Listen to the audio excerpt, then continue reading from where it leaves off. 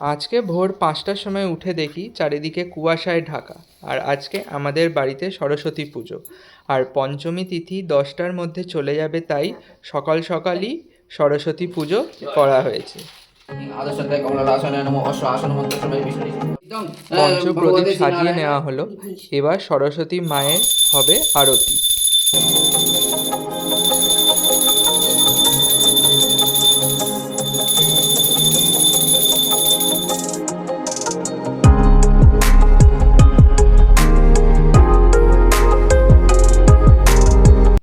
আমাদের যেগুলো বাড়িতে ঠাকুর রয়েছে তাদেরও জল মিষ্টি দেওয়া হলো। আজকে সরস্বতী পুজোর দিনে লাঞ্চটাও ছিল বেশ জমজমাটি। ছিল খিচুড়ি, বাঁধাকপির তরকারি, বেগুন ভাজা, আলুর দম, আর খেজুর আমসত্ত্বের চাটনি, আর সিময়ের পায়েস। আরও মিনি ব্লগ দেখতে চ্যানেলটা সাবস্ক্রাইব করে